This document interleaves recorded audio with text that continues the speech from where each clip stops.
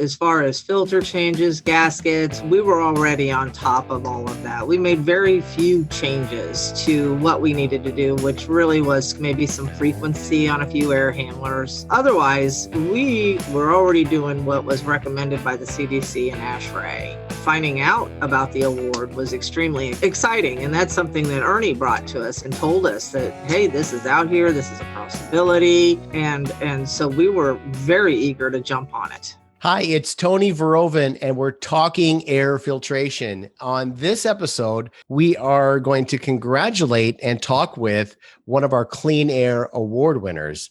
One of the award winners was the facility manager and the facility of the Indiana Convention Center and Lucas Oil Stadium. On the line with us, we have Stormy Six-Poe, who's the facility manager, and their partner, Ernie Kelly, president of Filter Services of Indiana. Welcome to both of you. Thanks, Tony. Thanks, Tony. Glad to be here. Well, I'm super excited to meet with you because the convention center and the stadium are obviously well known. A lot of our award winners are not, right? They're some medical building or some facility or some office building, right? But you guys are not just some facility or office building, right? You're kind of famous, right? So congratulations. Yeah, thank you. Thank you. Absolutely. We're Packers fans over here. We're going to congratulate you guys anyway. So thank you. I appreciate it. You guys are here this Sunday, next Sunday. Yeah. Right. Yeah. So thanks so much for taking the time here. So what I wanted to do is talk a little bit about, what you went through to get the award. And of course, you guys are a large facility. I'm sure you were doing a lot of this already. So let's talk a little bit about that. But then I know you've been the facility manager there, Stormy, for a long time. So I'd like to learn a little bit about your career as well. So tell me a little bit about your facilities there. The convention center is about 1.2 million square feet, with the stadium being an additional 1.8 million square feet. Between the two buildings, we have about 13 exhibit halls, 83 meeting rooms, 137 suites, 3 ballrooms, 3 clubs, a couple kitchens, concession stands. So we've got a lot out there right now. So tell me about that, Stormy, of obviously you've got a lot of space there. It's not always all occupied all the time. So it sounds like you've got a pretty cool, technological dashboard or control center. So our building management system will also send us alerts when we, on air pressure, on filtration. I mean, it lets us know when, your filter is getting dirty and my air pressure drops, we know that we need to get in there and start changing some filters or that something's going on. So it'll always send us alerts or alarms, and we have those alarms go to several different people in the building. That way we make sure somebody's reacting fairly quickly when we get one in. Our goal, just as everybody else's goal, is just to make sure that everybody is healthy, safe, that we are providing a good environment for everybody else to come in here, and whether you're working or just attending, you can come in and just feel as if you have nothing to worry about. Let's talk a little bit about some of the criteria. So when you and Ernie started to work through, filling out the Clean Air Award application, talk a little bit about, were gaskets already there? Did you have any bypass issues? I think you also mentioned you're using gas phase filtration. What other things were you doing already? And then what sort of improvements did you make to make up those 52 points? Well, I'm happy to say that we were already doing a lot of what was already needed to be required.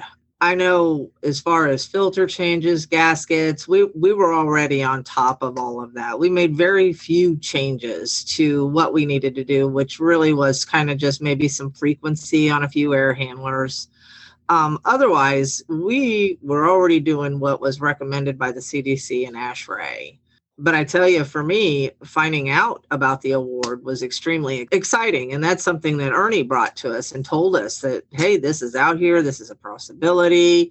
And so we were very eager to jump on it. So what they've done, Tony, we went through in a meeting, just, I don't know, the 9 or 10 or 11 criteria that you needed to meet, or I guess you could get points on, and went through each one individually. What we did is we tried to take a look at ways we could reduce energy cost and cut carbon emissions. Those seem to be what, they were heavily weighted towards when they made decisions. So we went in, and there's actually like 3 types of criteria that they look at in all of their units. So you have final filtration with a pre-filter. In all those, they are doing MERV 8 high capacity, provides a very low pressure drop. And they're doing anywhere from a MERV 13 to a MERV 15 final filtration on those units. The other ones, units, they have just pre-filters, or 2-inch pre-filters. And in all of those, what they did is they took it from actually a MERV 8, went to a MERV 8 high capacity. And with COVID, they've jumped everything up in those units to a MERV 13. So they had changes that are not only they made previous to COVID, but they were making changes as COVID was going on to try to make their facilities as safe as possible. So those are really the 2 main types of filtration that they have. And then in their locker rooms, they have the pre-filters, and then they have the carbon filters, pellet filters, and then they have the MERV 15. That's actually where they're using MERV 15 filtration. And they're using all state-of-the-art stuff now. So they took it from what was old technology, and they've moved to what's available out there in today's market. Well, Stormy, I know you have been the facility manager there for, I think, upwards of 15 years. Is that correct? Well, I've worked here for 15 years. I actually haven't always been the facility manager. I've kind of worked my way up to this position, but I've been in this position for about the last 5 years. So, what did you do when you started there? When I started here, I was an administrative assistant to the facility manager, which even at that, you learned quite a bit. Oddly enough, I was managing the maintenance program. So we also have another program that will spit out the work order, so to speak, that says, okay, it's time to go PM this unit. So I already had enough knowledge about our air handlers, when things should be done, where they should be done, as I started moving up in the company. So you've obviously had your fingers in this for a long time, and a broad knowledge of what's been happening even early on. And it's been very exciting. I mean, every day, even now, technology continues to grow. Things keep coming up, whether you want to use HEPA filters, everything was about, our air right now. Everything is about air quality right now for everybody, and we definitely don't want to leave anybody behind here in our industry. We got to keep everybody safe and happy and feeling comfortable. That way they come back. Hopefully we will be able to get back into buildings and going to football games and sports facilities and exhibit halls and trade shows and all those sorts of things here in person again. And for people to be able to feel safe to do that, obviously they're going to want to know about the good work that you guys have already really been doing and some of the improvements that you've made. So really good on you guys. Yeah, you would be amazed at some of the questions that we're already getting for upcoming events. So I agree with a statement you said earlier about how, more people should be getting involved, and you think that a lot of them probably don't know.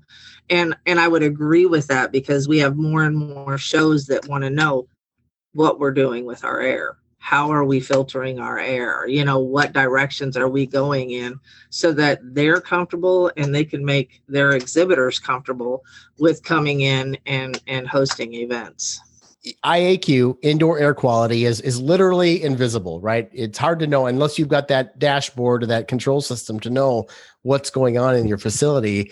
Maybe before COVID, spending money and making capital improvements on things, might have been difficult. I've heard it's been difficult sometimes, because you're like, well, things are running, and do we really need to upgrade from 8 to 13 or something like that? So did you find maybe it was difficult to make investments in indoor air quality before, and how much easier or how much less of a push is that nowadays? For me, I think we were already working that direction, because Ernie, Kelly, and his team were always very good at giving us, we'll call it a profit loss type situation. This is what it's costing you, and for your filters, but this is what it's costing you in your air quality. And he was always very good at laying that out. And so for us, we have always kind of been on board.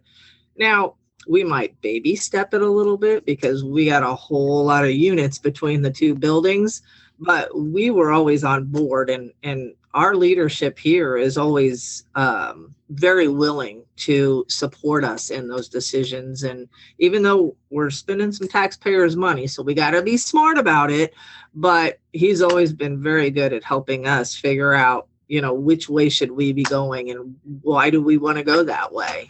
So every time that we present something, Tony, we have the life cycle costing. Obviously they pay attention to the labor savings that they might get out of it, as well as the disposal, but it was always heavily weighted towards the energy savings and the reduction in the CO2 emissions. The whole group, leadership group, Stormy, all their technicians, they're so focused and they're well studied. So I believe they have an incredible thirst of knowledge. And when they make the decisions, they're informed. They know what they're getting. They know why they're getting it. And it's a whole group, kind of discussion. So they include most people in on the decision-making process. So neat organization. So this is a question I have to ask, especially, Ernie, you always think about indoor air quality, but how much, Stormy, did you think about indoor air quality as your daily life before 9 months ago? Well, I'm going to tell you that I probably didn't focus on what that meant to me as much as just maintaining our units, because we're always in the let's maintain everything. But, 8 months ago, obviously that definitely changed our world and the way we were looking at things. And then we were diving in, just really trying to make sure what we were doing, where we were doing it, and how we were doing it. How much outside air am I bringing in? What kind of filter am I having in my units? What kind of space am I trying to condition? It all became obviously this big black hole of information we had to gather and put together and just make sure that we were definitely protecting the people that are in here and the people that are wanting to visit here. Thanks so much, Stormy Six-Poe, facility manager of the Indiana Convention Center and Lucas Oil Stadium. Congratulations on your 2020 Clean Air Award from NAFA. Well, thank you. And we are so excited to have it. Fantastic. And Ernie Kelly, your partner, has done wonders and will continue to be a great partner of yours. Ernie Kelly is the president of Filter Services of Indiana. And make sure, Ernie, you keep all your other clients in mind when you're this next year and submit a bunch Absolutely. of new This is candidates. my second successful nomination. So, and we certainly appreciate the work that NAFA is doing and recognizing our partner for this Clean Air Award. So they worked hard and they did a lot of the necessary investment, and great job, Stormy. Couldn't have done it without you, Ernie. Thank you. Thanks, Tony. Thank you. And thanks so much, everybody. We've been talking air filtration with Stormy Six-Poe and Ernie Kelly. Thanks so much, everybody. Take care. For more information about how the National Air Filtration Association's membership, networking, education, and certifications can improve your career and business, visit nafahq.org.